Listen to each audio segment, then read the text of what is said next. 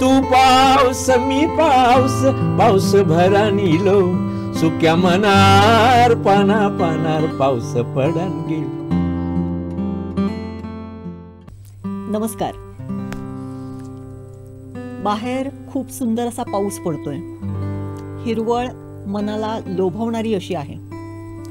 प्रत्येक घराघरामध्ये या पावसामुळे जी काही एक वेगळी अशी एक आतुरता असते किंवा ह्या पावसाची एक वेगळी अशी उत्कंठा असते, पावसाची एक वेगळी अशी लगबग असते, ती प्रत्येक गावातल्या घराघरामध्ये आज आपण बघू शकतोय. एक काळ असा होता की कोकणातल्या प्रत्येक घरातला जो त्याच्या घरातला कर्ता पुरुष होता तो मुंबई किंवा पुण्याला कामाला जात असे आणि त्याची घर मालकीण किंवा त्याची घरण ज्याला म्हणतात ती घरामध्ये राहत असे. आणि अशा वेळेस पावसाचा असा सुंदर असा सीझन आला की तिला तिच्या नवऱ्याची खूप आठवण येत असे. आणि त्यावेळेस जे काही तिच्या मनातल्या उत्कंठा, तिच्या मनातल्या भावना ह्या ज्या काही होत्या त्याचं सुंदर असं चित्रीकरण जे आपण आत्ता सध्याला सगळीकडे ऐकतोय, बघतोय आणि जे गाजतंय, आणि ते गाणं आहे याद तुझी येता माका याद तुझी येता. आणि ह्या गाण्याचे जे लिहिणारे आहेत ती व्यक्तिमत्व आपल्या सिंधुदुर्ग जिल्ह्यातल्या सावंतवाडीतला आहे.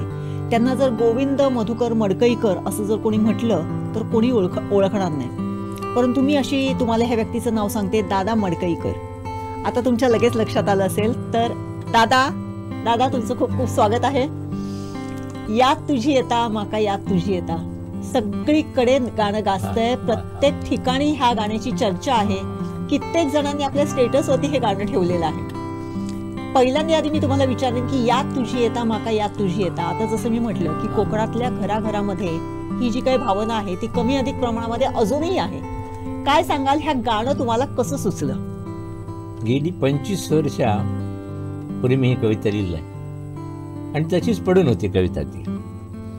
मग एक दिवशी मला फोन येईल यांचो, विजय गौंड्यांचो, वालवडीच्या हाते मुंबईचा अतिशय वर्षा संगीतकार असत. दादा मग एक कविता होईस असं मी गाणं करतले पाठ्या. मग मी त्यांना 4 कविता पाठवल्या. त्यांच्यातला ह्या गाणं त्यांनी घेतला आणि त्याला चाल लायली. मग चाल पाठवली. ही कोणाक दाखवू नका म्हणून सांगल्यानी, अजून पुरी जाऊ नये असा. नंतर मी झाली की तुमका सांगते. त्यानंतर त्यांनी एक दिवशी मला त्यांचा फोन येलो की ह्या तयार झाली सा आमची, आता तुम्ही शूटिंग होताला ह्या गोष्टीचा, तर तुमका येऊ गावला तर तुम्ही या असं म्हटले. तुम्ही म्हटलं बा एवढे लांब की त्या तुम्ही काय करतालात तर बरा करतालात मला माहीत असं म्हटलं, कारण तुमची अगोदरची गाणी मी ऐकलंच आहे, हिने मला संगीत दिली. मग एक दिवशी मग पुण्यात मका निमंत्रण येला कवी संमेलनाचा. मी जाय होते पुण्यातून मका फोन येलो. फोन जा तुम्ही खय असा. तुम्ही म्हटलं मी कोल्हापुरात जात असे, आता नंतर पुण्यात जातलंय. तर बरं आला म्हणलो, शूटिंग असा उद्या ह्याच कविताचा तुमच्या, उद्या या. मग मी त्यांच्याकडे गेलोय, त्यांच्या स्टुडिओत गेलोय त्याच्या पुण्यातल्या. तर त्यांचा आता गाणं चालू होता. तर ती मुली छान म्हणी होती, पण मी काही नाव बी विचारून नाही ते का त्यावेळी, कारण ती आत होती आणि त्यांचा आता चालू होता. मग संपूर्ण झालं. म्हटलं ही कोण? तर ती म्हणली प्रांजल बर्वे म्हणून असा. ती म्हणली छान आहे म्हणली का कविता. मग छान म्हटलं तिने म्हटलं. तर म्हटलं तुम्ही ते बरा मालवणी शिकायला. तसं मी म्हटलं आमचं हास्यविनोद झालो. आणि ते म्हणले उद्या ह्याचा शूटिंग हा तुम्ही या. मी मग त्यांच्या शूटिंगमध्ये गेलं. ते 50 माणसं लागतात त्या गोष्टी. आमका कल्पनाच नाही हा शूटिंग कसा होता. आणि आम्ही एका सेकंदात गाणं असं बदलून टाकतो. किती मेहनत असतं त्या गोष्टीची. तर सगळं बघलं त्यांच्यानी त्या गाणं शूटिंग केला. छानपैकी शूटिंग झाला त्याच्यातला. आणि मका त्यांच्यानी भेटायला नाही त्या लोकांनी, हे कवी असत म्हणून. त्याच्यात एक बाई मुख्य होती त्यांची. ती म्हटली छान आहे तुमची कविता असं म्हटले तिने, म्हणजे मालवणी असून सुद्धा. कारण हे म्हणलं ही मिरगा आम्ही लायतलो. ही 1.5-2 महिन्यापूर्वीची गोष्ट. म्हणजे मिरगा तिने लायली. मग जसं ती लाई घेऊ लागले म्हटलं की 1000-2000 येतील. कारण मी अजून पाठवले माझी कविता तर 47 लाई घेतात. पण मालवणी लोकांनी भयंकर त्या गाण्यावर प्रेम केला आणि लाखात लाई गेली. मग गवंड्यांचा माका फोन येलो. आता म्हटले भयंकर खायच्या काही कविता ही गेली. म्हटलं सगळं तुमचं ह्या असा ही गोष्ट. तुम्ही माझी कविता घेतल्यात, त्या कंपनीक सांगल्यात, त्यांच्यानी ऐकल्यानी ह्या कविता गेली. तर त्या म्हणून लागली विनय नाही होता सगळ्यांचा असा. सगळ्यांचा जरी असला तरी म्हटलं मी आता इतकी वर्ष कविता लिहितच आहे, माझ्यापर्यंत कोणच योग नाही. तुम्ही लिहिल्यात, त्या केल्यात, त्यामुळे म्हणजे आभारी म्हटले मी असं सांगलं. आणि मग ते म्हणले परत केव्हा तरी आणि एक कविता करूया असं मला त्यांनी सांगले. बरोबर, नक्कीच.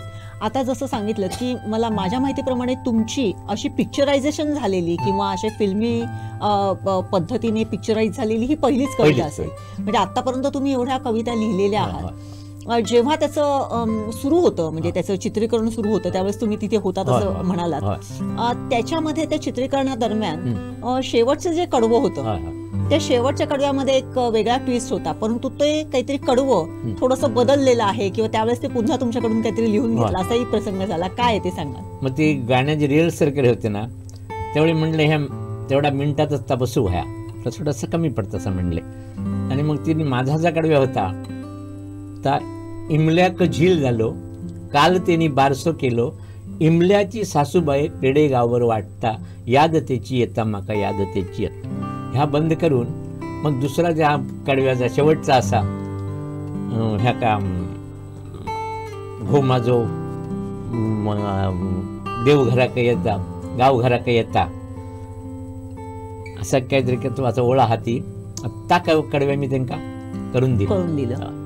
त्या ह्याच्यामध्ये आता ज्याप्रमाणे आपलं कोकणातल्या घराघरामध्ये ही वस्तुस्थिती असते, जसं तुम्ही म्हणाल की मिरगाच्या दिवशी म्हणजे 7 जूनला ह्याचं ही प्रसिद्ध करण्यात आली किंवा ती प्रकाशित करण्यात आली, त्याचं हे लोकांच्या समोर आणण्यात आली. खरंच आपल्याकडे 7 जूनला असंच एक वातावरण असते, सुंदर पावसाला सुरुवात झालेली असते, घराघरामध्ये एक चिंब असं वातावरण असते, एक वेगळं असं प्रत्येक घरात पावसाची बेगमीची तयारी सुद्धा झालेली असते. परंतु त्यावेळेस आपला मालक घरात नाही ही एक खंत त्या घरातल्या त्या बाईच्या मनामध्ये नेहमीच असते. कालच पुन्हा एकदा म्हणजे आषाढ महिन्याला सुरुवात झालेली आहे. आषाढातला पहिला दिवस हा आषाढाचा प्रथम दिवस आहे. म्हणजे कवी कालिदासाने जे काही मेघदूतामार्फत जे काही प्रेमपत्र आपल्या प्रेयसीला पाठवलेलं होतं तो होतं. हा जो काही आपल्या कोकणातला हा जो काही कालावधी आहे ह्याचं एक सुंदर त्याचं जे स्पंदन जे तुम्ही टिपलेलं आहे, अशा पद्धतीची आणखीन कुठली तुमची एखादी मालवणी कविता आहे का की जी तुम्ही आम्हाला इथे ऐकू शकाल? खूप असं त्याची माझ्या मालवणी पावसावरच्या कविता. पण मी असं सुबंध सिंधुदुर्ग फिरताना मी बरेच वर्ष फिरतोय, 53 वर्ष आता कविता लिहिते मी, त्यामुळे मला फिरणं खूप असतं. आणि मी कविता पाडणंही नाही. तुम्ही मला सांगणार ह्या विषयावर कविता लिहून द्या, मग पाडू घेणार नाही कविता. मग ती कविता बघलंय की ती केव्हा तरी दृश्य बघलं की केव्हा तरी 6 महिन्याने वर्षात तेवढी नेरूळपर्यंत पूल नाही होता आणि पलीकडे जाऊ चलत. आणि माझे एक मित्र होते अर्जुन सामंत म्हणून, त्यांच्याकडे मी जाय तेवढे आणि गेलो की काय होय ते होडीची वाट बघित लोक असायचे. तर एक जोडप्या होता ते सर, नवीन लग्न झालं तर टोपी बी घातल्याने शाल बिल घेऊन ती, आणि बाई ती अशी खिलखिला होती, मुरडा होते, 2 जण. होडी इली, होडीत ती बसल्यावर तिने गव्हाचा हात धरल्या म्हणजे पाण्यात ती घाबरता असं आला. मग पलीकडे गेलो आणि पहिलंच पाऊस इलो, धुळीबिळ सगळी उडली आणि पाऊस इलो, ते सगळं उतरलो. आम्ही कोंबडे कसे जाऊन त्या होडीत इथं ठरवलं बाजूक, आणि ती 2 जण परत त्या पावसात भिजत गेली. मगाशी घाबरणारी पाण्यात बाई ह्या पाण्यात घाबरणं नाही. तिच्या त्या पिवळ्या पात्रावर पडलेलं पाऊस, सगळ्या त्या आबोलेच्या वाळसरात पडलेलं पाऊस, शेवत्याच्या पातीवर पडलेलं पाऊस, तो केव्हा तरी कवी सुचलो. तू पाऊस मी पाऊस, पाऊस भरा निलो, सुक्या मनार पाना पानार पाऊस पडान गेलो. सुक्या मनार पाना पानार पाऊस पडान गेलो. पाऊस तुझ्या डोळ्यात, पाऊस तुझ्या केसात, हळदीच्या अंगार पाऊस पडान गेलो. आबोलेचो वळसार, आबोलेचो वळसार पाऊस भिजून गेलो. सुक्या मनार पाना पानार पाऊस पडान गेलो. तू पाऊस मी पाऊस, पाऊस भरा निलो, सुक्या मनार पाना पानार पाऊस पडान गेलो. मोराच्या पाखार, उक्षेच्या ढाकार, सुडताच्या खोपीर सरसरावून गेलो. आळवाच्या पानार, आळवाच्या पानार नाच नाचन गेलो. सुक्या मनार पाना पानार पाऊस पडान गेलो. तू पाऊस मी पाऊस, पाऊस भरा निलो, सुक्या मनार पाना पानार पाऊस पडान गेलो. क्या बात है, क्या बात है. दादा ह्याच्यामध्ये म्हणजे तुम्ही कोकणातल्या प्रत्येक गोष्टीचा त्याच्यामध्ये उल्लेख केलेला आहे. अगदी म्हणजे अळवाच्या पानावरती जसे पाण्याचे थेंब नाचतात आणि ते पडतात, मोराच्या पिसांवरती जो काय, आणि तिचं स्वतः म्हणजे ती नवविवाहिता आहे, तिचं जे काही हळदीचं अंग असेल, तिची हळदीच्या रंगाची साडी असेल, आणि तिच्या मनामध्ये म्हणजे तिच्या त्या ज्या काही विवाहितेच्या ज्या काही भावना असतील त्या सगळ्या त्या ह्याच्यामध्ये आपल्याला दिसून येतात. खूपच सुंदर कविता आहे ही. आपण पुन्हा येऊया ह्या यादतेची येताकडे. यादतेची येता याच्यामध्ये म्हणजे त्याच्यामध्ये एका महिलेच्या मनामध्ये त्यावेळेस चाललेल्या सगळ्या भावनांचा उल्लेख त्या पूर्ण कवितेमध्ये आहे. हे मालवणी शब्द, हे मालवणी भावना, ही मालवणी माणसाच्या हृदयातली आर्तता, त्या महिलेच्या मनातली आर्तता लोकांपर्यंत पोहोचवण्यासाठीचे जे काही तुम्ही शब्द वापरलेले आहेत, ह्याची आता जसं ह्या कवितेचं तुम्ही उगम कसा झाला ते सांगितलं, तसं ह्याचा काही उगमाची स्टोरी आहे का? नाही, पूर्वी काय होतं माहिती, तसं गरिबी खूप होती त्यावेळी ते हौशिक बघूच्या म्हणून लगीन करीत, घरातला काम करू काय एवढा, ते कोणाचा गरीबाचा पोराड ह्या करीत. मग तिची कुतरड होय, ती माहेर काय सांगू शका ना, इकडे साचे काय सांगू ना, साचेची पिसान बारा धुईत, ती काय ते काय शिल्लक ठेवू नाही, ते काय सिंहासनात बसाय नाही. मग तिची बिचाराची कुतरड होय, ती कुतरड काहीतरी मी बघलंच आहे ह्या फिरताना, आणि ती माझ्या नकळत माझ्या बाहेर पडली. हे स्त्रीचा दुःख असा आहे. बरोबर, खरा मी सांगता का म्हणे त्या स्त्री सांगू काय म्हणून ती त्या बाईक कविता म्हणूची लागली. बाईक म्हणे त्या कवितेचा संगीतकारांसुद्धा ती योजना केली की ना, ती तिच्यासाठीच असा. बरोबर. आणि ती पुण्यातली मुलगी आहे, का मराठी पालवणीचा एक शब्द माहित नाही, एवढा असून तिने किती चांगला प्रकारचा सादर केला. बरोबर. मला बरेचशा लोकांनी विचारलं फोन करून, ती बर्वे खायची ओठवण्याची काय म्हणून, ओठवणे बर्वे असत म्हणून. नाही बाबा, ती म्हटलं पुण्यातलीच असा. ती काय म्हटलं, त्याच विजय गौंड्यांनी सगळ्या शिकवून तयार केली, एवढा केला. पण माझा मूळ उद्देश काय असा ह्याच्या मागे, की मालवणीचा प्रचार आणि प्रसार. नक्कीच नक्कीच. दादा मडकेकर मोठं नाही असा, मालवणी भाषा मोठी असं, त्या अनुषंगाने मी सगळे करीत असते. मग कोणी बोलायला खरी सर मी फोन येलो की जात आहे. बरोबर. म्हणजे मग गाडी पाठव, मग हई उयन, मग थई घेऊन जा, मी काय सांगणार नाही. माझी कविता लोकांपर्यंत पोचू होय आणि ते कोणीतरी लिहू होय.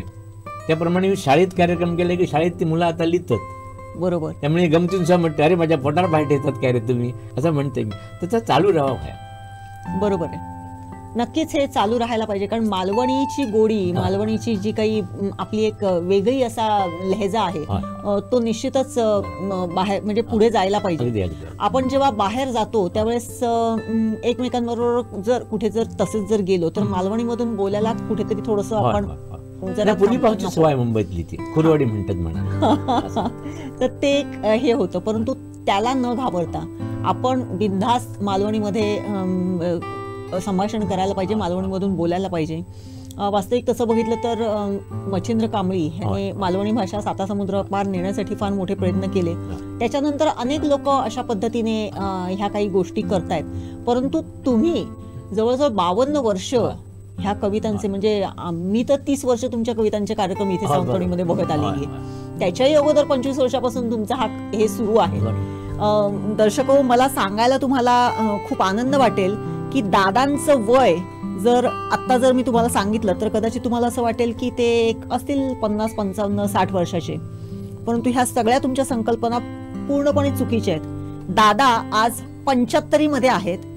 नोव्हेंबर महिन्यामध्ये 75 वर्ष पूर्ण करून ते 76व्या वर्षामध्ये पदार्पण करणार आहेत. आणि आत्ताच मगाशच्या गप्पांमध्ये त्यांनी सांगितलंय की मी आत्ता ह्या वर्षी पूर्ण झाल्यानंतर एसटी कडे माझा फ्री पासचं जो काही पास आहे तो मी घेऊन जाणार आहे. कदाचित तो कंडक्टर सुद्धा माझ्याकडे बघेल शंकेने की खरंच या माणसाला 75 वर्ष पूर्ण झालेली आहेत की काय. त्यामुळे आत्ताच आपण दादांना जीवेत शरद शतम असा आशीर्वाद देऊया आणि त्यांना शुभेच्छा देऊया. दादा, हे 75 वर्ष अक्षरशः तुम्ही कविता जगताय, मालवणी कविता जगताय, मालवणीसाठी झटताय, मालवणी कविता जास्तीत जास्त लोकांपर्यंत जाण्यासाठी प्रयत्न करताय. तुमचा स्वभाव आहे की तुम्ही स्वतःहून पुढे जात नाही, परंतु अखेर तुमच्या ह्या अस्मितेची, हा जो काही तुमच्या अंगातली ही जी काही कलागुण आहेत त्याची दखल कुणीतरी घेतली आणि ती अगदी कशा पद्धतीने सुपर डुपर हिट होते ते आपण बघतोय. मालवणी भाषेच्या संदर्भात जर बोललं किंवा मालवणी कवितांच्या संदर्भात जर बोललं तर आपण मध्यंतरी आता एक ट्रेंड आलेला आहे की मालवणीमध्ये सिरियल हे करणं, त्याच्यामध्ये मालवणी भाषेच्या संदर्भात सुद्धा अनेक हे झालेले आहेत, मतमतांतर आहेत. या संदर्भात काय सांगाल? नाही, मालवणी बरेच दिवस येते आता ह्या दिवस, आणि ते का मुख्य कारण काय माहितीच मा, मालवणी टिकयली ही कोणी माहिती आहे तुमका मा? सारस्वतांनी. म्हणजे का आम्ही बामण म्हणतो सिंधुदुर्गात, ते तुम्ही खैसरे जाऊन हिथ्रो विमानतळावर जर 2 बामण भेटले तर ते मालवणीतच बोलतले. काय रे बरं असं मा केव्हा आईला तू म्हणतो, आईला हे शब्द तो म्हणजे टिपिकल त्यांचा असा. आणि ह्याच आम्ही कितीतरी वर्ष बघत असे. नंतर त्यांना मच्छिंद्र कांबळ्यांनी घासून बसून स्वच्छ करून ती बाजारात आणली. त्यांचं नाव तुमका घेऊकच जोया, आणि बापूजीमुळे आणि तुमचे गवाणकर त्यांच्याने हा सगळा केला, गंगाराम गवाणकरांनी, आणि त्यामुळे ते का प्रसिद्धी मिळाली. ते आता मी मुंबईत जरी गेलोय आणि त्याच्याकडे सिगरेट मागूची असली तर जेव्हा फर्स्ट फ्लोअर आहा का तो फर्स्ट फ्लोअर दिवच्या आधी म्हाका बघता खंय नाहीलास खंयचे तुम्ही असं विचारता. म्हणजे हा होग लागला. पूर्वी कोण बोला नाही, बरोबर, म्हणजे बोला नाही म्हणजे ती मस्करी केल्यासारखी जाता म्हणून बोलत नाही. आता सगळे बोलतात, पण बामण कायम बोलत. म्हणजे इतके असा की मुंबईत जन्म गेलेलो बामण मुलगो मालवणी बोलता. अच्छा. मग काही लोक सांगता आम्ही तो आमचा तो मुंबईला मुलगा जन्माला आला त्यांना माहित नाही सांगता, काही एक नाही, ते बोलतं तेच. आणि माझा आणि बामणाचा पहिल्यापणापासून बरा असा, पहिल्यापणापासून मी त्यांच्या लागी काय असते त्यामुळे सगळे मला माहिती गोष्टी, म्हणजे बोलतलेच त्यांनी ती टिकवली सा. आणि ते का प्रसिद्धी मच्छिंद्र कांबळे दिल्या. बरोबर, तुमका मान्य करू ह्या आम्ही एक छोटासा काम करत असो. बरोबर, निश्चितच. म्हणजे या सगळ्या ह्याच्यातून तुम्ही काम करत असलेलं सुद्धा काही फार छोटाच माझं मूळ उद्देश काय मालवणीचा प्रचार आणि प्रसार. ते दादा मडकेकर कोणी बोलव का फुल देऊ आमचा विषय नाही. नक्कीच, आणि ते आम्ही बघतोय, कारण दादा मडकईकरांचे अनेक कवितेचे कार्यक्रम झालेले आहेत, परंतु दादा मडकईकर हे कधीच लाईमलाईट मध्ये राहिलेले नाहीत. आपण बघतो अनेक लोकांना किंवा अनेक अशा कार्यक्रमांना की मालवणी कविताकार असतील किंवा मालवणी जर अशा पद्धतीने जर संभाषण साधायचं असेल ते खूप सुंदर असा मोठा कार्यक्रम करून त्याच्यामध्ये त्याचं प्रेझेंटेशन करतात. परंतु दादा कुठल्याही शाळेत जातात, कुठल्याही एखाद्या घरातल्या वाडीतला एखाद्या घरात जर कार्यक्रम असेल तरी तिथे दादा जाऊन उत्स्फूर्तपणे आपल्या कवितांचा कार्यक्रम करत असतात. हा त्यांचा जो साधेपणा आहे तो कदाचित त्यांना ह्या यशापर्यंत घेऊन जाण्यासाठी निश्चितच गोष्ट सांगते. आता एक काल फोन येलो, परवा 11 तारखेक आचऱ्याक म्हणून एक कार्यक्रम असा. ते मी काय त्यांना बाईन ओळखलं, त्याने माझ्या वडिलांचो वाढदिवस हा, तुम्ही याल काय 2 कविता म्हणाला. कारण त्यांना मालवणीबद्दल भयंकर प्रेम आहे. म्हटलं केव्हाचा सांग, मी वाटच बघतो समजा. बरोबर, ते 11 तारखेक जातले, नक्की त्यांची 75 असा. बरोबर, 2 कविता आणि 1 कविता म्हणून येतात. ती म्हणली तुमचे मानधन किती, म्हणून द्या तुम्ही काय. मानधनाचा विषय नाही, मालवणीचा प्रचाराचा विषय असा. बरोबर, नक्कीच. त्यामुळे एक व्रत घेतल्यासारखे असतात.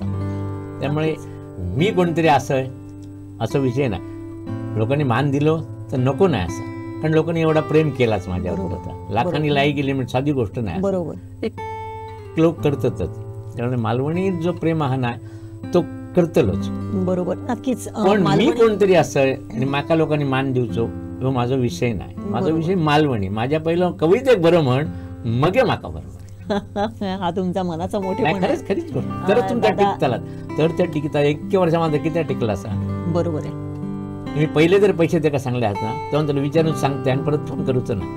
आणि मग तो जो तुम्ही मगाशी म्हणालात की कविता पाडणं हे मला कधी येत नाही विषय तो कदाचित त्या ह्याच्यातून येणारा असेल किंवा मला हे थीम आहे, मला ह्याच्यावरती कविता पाहिजे, त्याची बरी झाली म्हणून माझी अशी बरी करू होय असं नाही. माझी आधी माझी त्याची आधी ते इली तर इलीच. बरोबर, 53 वर्षांनी ये ना का इली. बरोबर, नक्कीच. उशिरा जे माड लागतात ते खूप वर्ष टिकतात. बरोबर आहे. आता जे हल्ल्यात ते रत्नागिरी हाडल्यात दूर होणार नाही. 5 वर्षात लागतात, खूप लागतात आणि मग मरात. बरोबर, असे ते छोटे छोटे गोष्टी आहेत त्याच्यात गमती आहेत. नक्कीच. हे सगळं करत असताना म्हणजे पावसाच्या कविता ह्या तुमच्या खूप फेमस आहेत. म्हणजे जशा तुमच्या कार्यक्रमांमधून पावसाच्या कवितांसाठी खूप आग्रह असतो. मगाशी मी पाऊस तू पाऊस खूप सुंदर अशी कविता तुम्ही म्हणून दाखवली. आता देखील तसाच सुंदर पाऊस बाहेर पडतोय. पावसावरती आणखीन एखादी कविता होऊन जाऊ. ते माझी कशी कविता होतो म्हणजे की पाऊस समजा उन्हाळ्यात मे महिन्यात पडलो ना आणि अचानक पडलो की माणसाक आनंद होता, बरोबर. पण पक्ष्यांची काय अवस्था जाता हो, त्याच्यावरती एक माझी कविता होती. त्यांचा घरटा मोडता बरोबर. पडता. आता जो एक बघा 2 दिवस पाऊस लागता, काय झाला आता हो. पक्ष्यांचा. मग ते बिचारे असे एखादी बसून राहतात आणि आम्ही खुश असतो, बरं आला बुवा, थंड झालं. थंड झालं म्हणून. तर ही जी गोष्ट आहे काहीतरी, तर ते जे मी लिहिलं आहे त्याच्यात ह्या असा, घन हे भरून आले मन पावसात नाले, अशी कविता. राग असा मालकंस काढतंय. माझ्या कविता पाठ असतात सगळे, पण पुढच्या कडव्या पाठी जाऊ नये म्हणून तेवढ्या पुरतं मी क्षमा मागून प्रेक्षकांची आणि तुमची. मन पावसात न्हाले घन हे भरून आले मन पावसात नाले, ओल्या मनात माझ्या मल्हार धून वाजे, क्या बात. ओल्या मनात माझ्या मल्हार धून वाजे, फुलवून या पिसारा मन मोर आज नाचे, मन मोर आज नाचे, घन हे भरून आले मन पावसात न्हाले, मन पावसात न्हाले, मन पावसात न्हाले, घन हे भरून आले मन पावसात न्हाले. रिमझिम पावसाची घरट्यात पंख ओले, रिमझिम पावसाची घरट्यात पंख ओले, नयनात पाखरांच्या दाटून थेंब आले, दाटून थेंब आले, घन हे भरून आले मन पावसात नाले. हा गार गार वारा कोठेही ना निवारा, हा गार गार वारा कोठेही ना निवारा, झाडावरील घरटे मोडून आज गेले, मोडून आज गेले, घन हे भरून आले मन पावसात न्हाले, मन पावसात न्हाले, मन पावसात न्हाले. क्या बात है, क्या बात है दादा. त्याच्यातलं मला एक भावलेलं एक वाक्य असं आहे त्याच्यातली शब्दरचना की पक्षाच्याही डोळ्यात हा सगळा पाणी आलं हे सगळं बघून. म्हणजे आपण नेहमी माणसाच्या डोळ्यामध्ये पाणी येते एखादी जर काहीतरी घटना घडली तर, म्हणजे आनंदाची काय झालं असो, पण डोळ्याच्या पक्षाच्या डोळ्यात पाणी येणं ही खरंच म्हणजे ते पाणी जर आपण जर जाणू शकलो तर हे जे काही आता सध्याला निसर्गाची हानी चाललेली आहे ती कुठेतरी वाचू शकेल. खूपच छान, खूपच छान, सुंदर एकदम. आता यात तिची येता ह्याच्यामध्ये सुद्धा तुमचं पहिलंच वाक्य असं आहे की मिरगाचो पाऊस येलो मातीयेचो वास येलो, अशा पद्धतीचे. आणि आता जर बघितलं म्हणजे ज्यावेळेस मिरगाचा पाऊस येतो त्यावेळेस तप्त झालेली धरणी असते, त्याच्यावरती पाण्याचा शिडकावा झाला की जो एक सुंदर असा मातीचा वास येतो, हा मृदगंध जो येतो तो सगळ्यांनाच मोहवून टाकणारा असतो. तर याच्यामध्ये म्हणजे आता जसं पहिलं कडवं आहे, दुसरं कडवं आहे, जसं त्याच्यामध्ये अशा पद्धतीने जेव्हा कविता म्हटली जाते गद्य रूपात आणि पद्य रूपात जेव्हा म्हटली जाते तेव्हा त्याच्यामध्ये वेगळेपण असते. मग ह्या ज्या भावना आहेत त्या महिलेच्या मनातल्या, त्या प्रांजलला सांगण्यासाठी तुम्हाला काही वेगळं काही करावं लागलं का? म्हणजे विजय गावंडेने तर परिश्रम त्याच्यामध्ये घेतलेलेच होते, परंतु मालवणी शब्द, त्या शब्दांची फेक कशी असायला पाहिजे? काही नाही, सगळा विजय गावंडेंनी केलेला असा. मी एक अर्धी गेले तितक्यात गाणं रिहर्सल होताना ऐकलंय. फक्त एकच शब्द त्यांना मी सांगलाय, त्यांना सांगलंय कोणा गौंड्यांनी, जरा ते का सांगा म्हणून कैरवार म्हणून सांगा. भाई मी काही सांगू, सगळा गौंड्यांनी केलेला असा. म्हणून मी सांगलंय की ह्याचा सगळा श्रेय कवितेच्या प्रसिद्धीचा गौंड्यांनी असा. माझी कविता असा तर सोडून द्या, ती नंतरची गोष्ट, पण त्यांनी ती पोचवली बरोबर लोकांपर्यंत. बरोबर नाही, विजय गौंडेंचं श्रेय याच्यामध्ये आहेच. आणि हा देखील दादांच्या मनाचा मोठेपणा आहे की ते स्वतःकडे कुठल्याही मुळात सुरुवातीला सांगले तुम्ही मालवणीचा प्रचार आणि प्रसार. बरोबर, मी पण आयलो की संपला सगळा. नक्कीच. आणि तुम्ही तेच थांबतात मग मी पण आयलो की मी पण उपयोगाचं नाही. बरोबर. गेली कित्येक वर्ष आता तुम्ही कार्यक्रम घेताय, कवितांचे कार्यक्रम घेताय, मालवणी कवितांचे कार्यक्रम घेताय. आत्ता हे जे काही पिक्चरायझेशन तुमच्या एका गाण्याचं झालेलं आहे आज या वेळेस, कारण त्याची व्याप्ती वाढली, आज एका ठराविक ह्याच्यापुरतं जे मर्यादित होतं ते ग्लोबल झालं अचानकपणे. कसं वाटतंय तुम्हाला? मी काय सांगलंय तुमका काय प्रसिद्धी मिळली तरी व्हावं, नाही मिळली तरी व्हावं, तुम्ही थैसरच व्हायात. असं झालं तुमचा की संपला सगळा. मी बघलेला आहे बऱ्या लोकांचा काय झालेलं आहे आता. 75 वर्ष मगा झाली त्यामुळे मी बघलेला सगळा. चालणार नाही की बॉम्बे स्टाईल हय चालणार नाही कोकणात. तुमका ताबडतोब खाली उतरतले.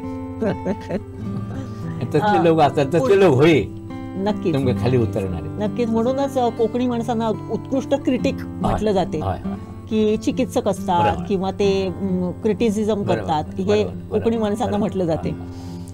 या सगळ्या ह्याच्यावरती आता पुढचं हे काय आहे तुमचं, म्हणजे आणखीन कोणी तुम्हाला अप्रोच झालंय का कवितेसाठी किंवा गाण्यासाठी अशा पद्धतीने? लवकरच तुमचा एक काव्यसंग्रह सुद्धा प्रकाशनाच्या वाटेवर आहे. त्याच्या संदर्भामध्ये काय सांगाल? कारण इतक्या वर्षामध्ये काव्यसंग्रह, मालवणी काव्यसंग्रह ॲज सच असा हे झालेला नव्हता. नाही माझे असं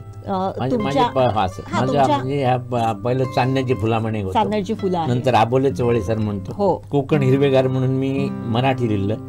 एक मी शब्द काढलंच आहे, 1050 शब्द असतात मालवणी. ओके, अच्छा. आयदान, आडाळो, आरशी असे, आणि त्याचा मग मालवणी करायचा आणि त्याचा मराठी करायचा. असं आता माझ्याकडे असा 1000, म्हणजे मला वाटलं का बुवा एक 4-5 शब्द मला आठवतात म्हणून आठवण 1050 शब्द झाले. मग त्याचे सगळे मी त्या लिहून केलं की मग ह्या वयात त्या बऱ्या पडता, इकडे तिकडे न जाता काय ह्या न करता त्या लिहून माझा वेळ बरं जाता. बरोबर, वेळ जाऊ ह्या वयात तुमच्या, पण तो चांगल्यापैकी जाऊ वेळ जाता. आता सुद्धा मी घराकडे कविता लिहून लिहिलं आहे सर. बरं, काय आता मी ते काय करत असे, तुमच्या क्लासिकल अभ्यास नाही ते, तर त्या रागातलं कविता काढत असे. ओके. माझ्याकडे जवळजवळ 40 कविता केदार रागातली असेल. अरे वा. त्याच्यात मी एक ह्या केलं की आमका पूर्वी काय होता शाळेत, पिवळे तांबूस ऊन कवळे पसरे चौफेर ओढाने सोने वाटे वाहुनी दूर असं ते होते, आणि सगळी पोळा शनिवारी आरडत.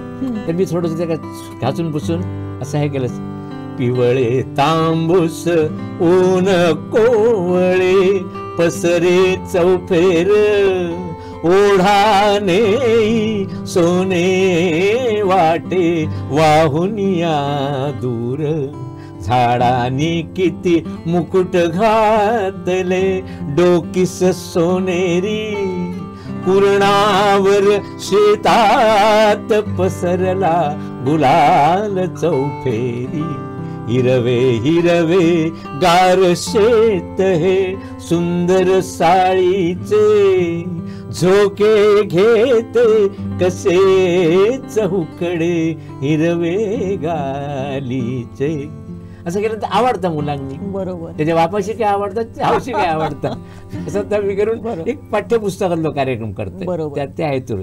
मग ते कवितेतच मी नेहमी असते. मग काही जातं आज मी तुमका तरुण कव दिसते म्हणून त्याच हेतून असते मी. बरोबर. आणि निसर्ग कनेक्ट आहे मी.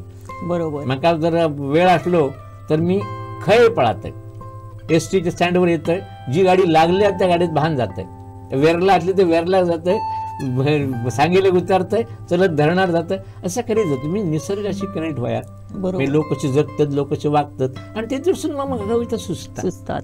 बरोबर आहे, बरोबर आहे.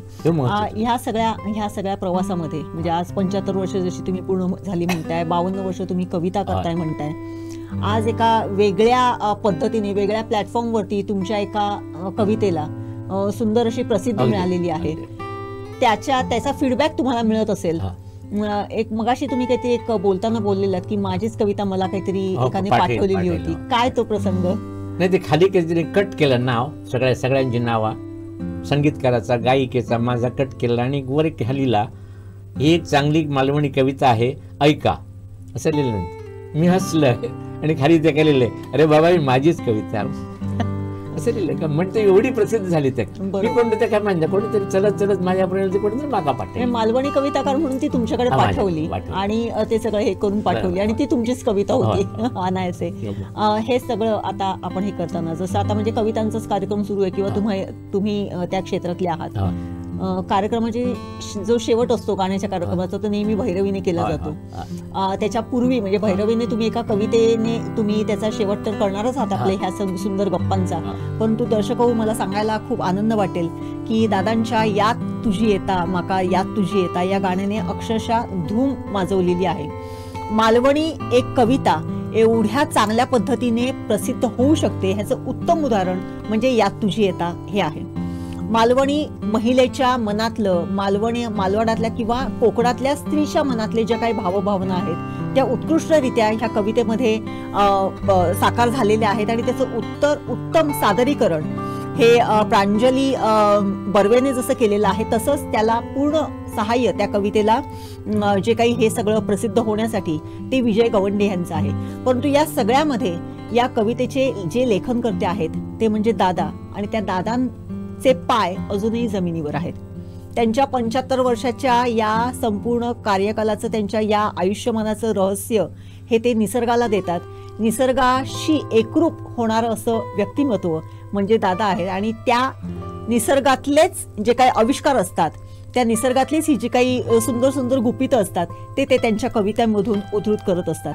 निश्चितच दादांना आपण पुन्हा एकदा जीवेत शरद शतम अशा शुभेच्छा देऊया आणि ह्या कार्यक्रमाची सांगता जी आहे भैरवीत नको मी कविता म्हणताय एका कोकणावरची ही कविता 30 कडव्याची असा मी तुमका 4 कडवे म्हणून दाखवत नक्की ह्याच्या असा म्हणजे संबंध कोकण त्याच्या दिला त्याच्यात ह्या होती. मग मी पूर्वी ही वाची मग कालांतरानं काय झाला की मी काय लिहिले तरी गातय खुळ्यासारखं मी काही गाणं शिकाक नाही असं पण त्याच्यात असतंय मी तुका. मग ही शुद्ध सारंग मध्ये असं ठरवलं. शुद्ध सारंग मध्ये आणि एक कविता होती माझी पळस फुल्लो रानात अशी कविता.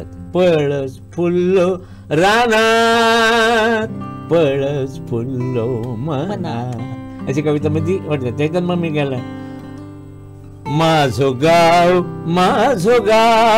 हिरवो माझो गाव माझो गाव माझो खेडे गाव सारैला खळा देवळा फाटला तळा वाकडी तिकडी न्हय निवडुंगाची वय म्हातारी आजी भाजलेले काजी आडसारा ताजी गरमागरम भजी म्हणजे माझो गाव माझो खेडे गाव माझो गाव हिरवो माझो गाव करलेची खाडी उलांड्याची होडी माशाची उडी माडाची माडी खटारी गाडी बैलांची जोडी कुड्याची इडी